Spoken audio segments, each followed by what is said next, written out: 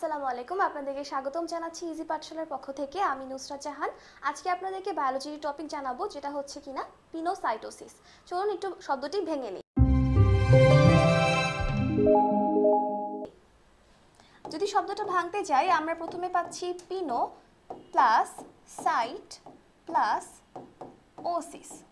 যেহেতু ভাঙা হয়ে গেছে, আমাদের অবশ্যই জানতে হবে এর শব্দাংশগুলোর অর্থ কি। যদি আমরা প্রথম দিকে যাই যে পিনো অর্থ কি, পিনো অর্থ হচ্ছে পান করা। যেহেতু আমি বলে দিলাম যে পান করা, তাহলে অবশ্যই এটা সলিড হবে না, এটা কি হবে, এটা হবে এটা লিকুইড। তাহলে আমরা একটু লিখে নিই প্রথমে যে এটার অর্থ হচ্ছে পান করা, অর্থাৎ ড্রিঙ্ক। ওকে, একটু লিখে রাখি, পান করা। আর এটা কি হবে, তরল পদার্থ হবে। আমরা যদি এরপর আসি যে সাইট কি, সাইট হচ্ছে সেল বা কোষ। আমরা সবাই জানি যে সেল কি জিনিস।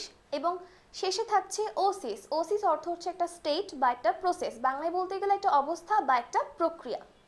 আমরা একটু লিখে রাখি, ওসিস অর্থ হচ্ছে একটা স্টেট বুঝাবে অথবা কি বুঝাবে, একটা প্রসেস বুঝাবে। তাহলে আমাদের তিনটা অংশের অর্থ জানা হয়ে গেল। এখন আমরা যদি একটু সংজ্ঞায়িত করি ব্যাপারটাকে, তাহলে এরকম দাঁড়াবে যে পিনোসাইটোসিস একটা প্রক্রিয়া, যে প্রক্রিয়ায় কোষ কি গ্রহণ করবে, তরল পদার্থ নিজের শরীরে গ্রহণ করবে।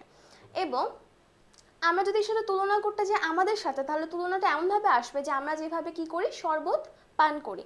শরবত পান করলে কি হয়, আমরা পানি বাদেও পাচ্ছি লবণ নামের একটি আয়ন এবং সাথে আরও অনেক কিছু। ঠিক তেমনভাবে শুধুমাত্র কোষ তরল বলতে পানি গ্রহণ করে ব্যাপারটা এরকম না, ক্ষুদ্র কিছু আয়নও গ্রহণ করে থাকে। পিনোসাইটোসিস প্রক্রিয়ার মাধ্যমে কি দেখা যায়, অনেক ক্ষেত্রে কোষ গহ্বর বা যেটাকে আমরা কি বলি ভেসিকল, এটা তৈরি হয়ে থাকে। তাহলে আমরা আজকে জানলাম পিনোসাইটোসিস জিনিসটা কি। আশা করি সবাই বুঝতে পারছি। তাহলে আজকের জন্য এখানে শেষ করছি। ধন্যবাদ সবাইকে।